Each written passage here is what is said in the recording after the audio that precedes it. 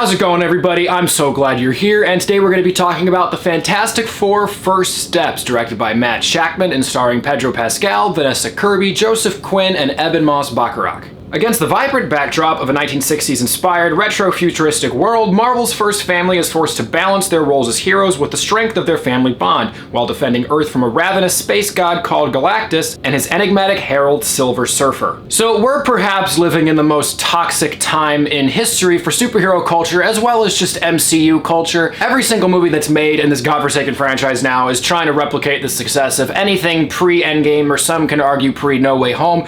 I don't care at this point. I just want everyone to stop arguing and for these movies to either go away or be consistently good and not annoying anymore. In this era where things are never allowed to end, and any time a movie is made that is anything above unwatchable, people are screaming "we're so back" over and over again to the point where they'll be fed literal shit on a stick and scream, crying, begging for more.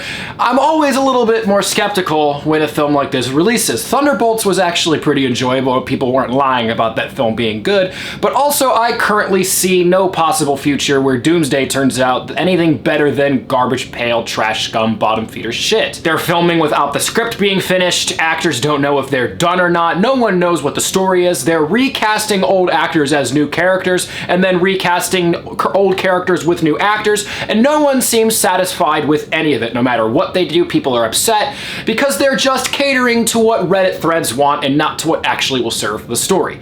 With all of that being said, as a standalone movie, I do think that this film gets a lot right. I've seen a lot of people talk about how their actual favorite parts of this movie were in the first 40 minutes or so, and then after that it can start to derail a little bit. Whereas I kind of had the exact opposite opinion in terms of the structure of this movie. I think the first 40 minutes was actually my least favorite part, and it got better for me after. I don't think it helped the film's case to play the Avatar Fire and Ash teaser immediately before showing the Marvel logo, because as expected, at the very least, that film looks like it's going to revolutionize VFX technology, and then the opening scenes of this movie has effects that look like they're from 1997. They get exponentially better as the film goes along, but those first 40 minutes were a really rough start. It's paced very weird. I admire that they didn't have to go into a whole origin story with these characters, but the time that they do spend getting to it feels very cookie cutter, feels very manufactured, feels more like a contractual obligation than part of the film itself, as is par for the course with the majority of Marvel projects released nowadays. What kept it afloat for me in that time was the family dynamic. I think all of these actors, especially Vanessa Kirby, nailed all of their roles. I've seen some people criticize Pedro Pascal, mostly because there seems to be no movie that doesn't have him nowadays. But I actually thought he was a good Reed Richards. I think that Joseph Quinn was a good Johnny Storm. I think Ebon was a great The Thing, and I think Vanessa Kirby was a wonderful Sue Storm. She is the heart and soul of this film. Her relationship with Pedro Pascal I found to be very moving at times. I think the dynamic with her and her child was great. The child looks like a glorified Renesmee from Twilight, but I do think that that dynamic works. What wound up saving this film for me, because it did take a while for it to come back, is the action sequence about 40 minutes in with the Silver Surfer. It does kind of feel like a ripoff to Interstellar in a lot of ways, but I do think the direction in that scene in particular is absolutely spectacular. The performances are great. Michael Giacchino's score is absolutely wonderful. It's one of the best Marvel scores we've gotten in a really long time, and all of that combined with some really solid pacing in that action scene really made my attention start to rise, and from then on out, I had a great time with the rest of the film. I think that what really helps this movie is the fact that it takes place in an alternate universe compared to what the rest of the MCU takes place in. It really makes it feel singular, it makes it feel a little bit separated from the still world-ending stakes, and just the other characters, at least until the mid-credit scene. I've seen some people really hate the mid-credit scene.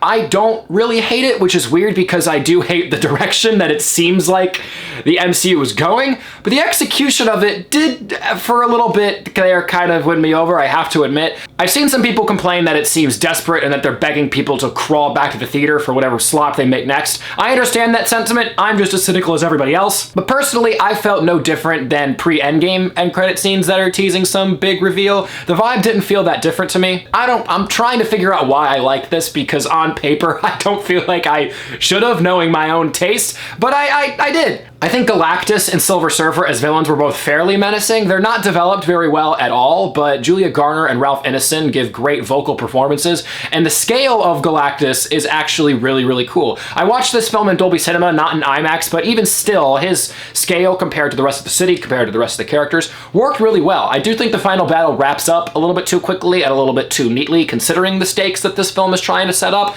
But once again, it's directed very well, it looks pretty, the music is great, I love these characters. I was able to overlook a little bit of that stuff for me. What I was most impressed with, especially about the finale, is how it was able to manipulate how the audience feels about the stakes at hand. Everyone is aware that this world is in danger of ending, the multiverse is collapsing, all these characters are in danger of dying, per se, but at the end of the day, you felt more concerned about just this family or just this baby. You didn't really care about whether or not the world was going to end or not, you just cared that these people were going to be together and that this baby was going to survive. I thought that was really, really cool, and what it set out to do, I thought it succeeded wonderfully at. It felt like a really nice manipulation of audience expectations without having to alter anything in the story. I thought that was a sign of good direction, and I think it worked really well. Marvel culture and superhero culture is the most toxic subgroup of the internet and fandom in cinema in probably all of history, but at the end of the day, I do think that this film works. I don't think the next films in this franchise will work. Color me surprised if they will be. I don't see a future where it will happen, but two things can be true at once. I had a really fun time with this movie. I would watch it again. It is a glorified and almost beat-for-beat remake of The Incredibles, but it's still fun. I'm going to be giving the Fantastic Four First Steps a 7 out of 10.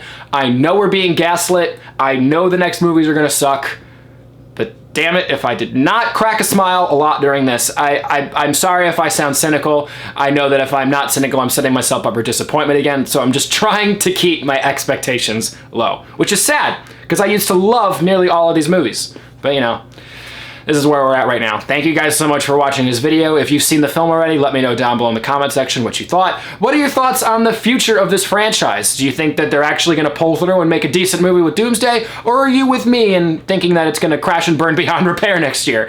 Let me know whatever you think. Type it down below. Like the video, share the video, subscribe to the channel, and I'll see you guys next time. Peace out.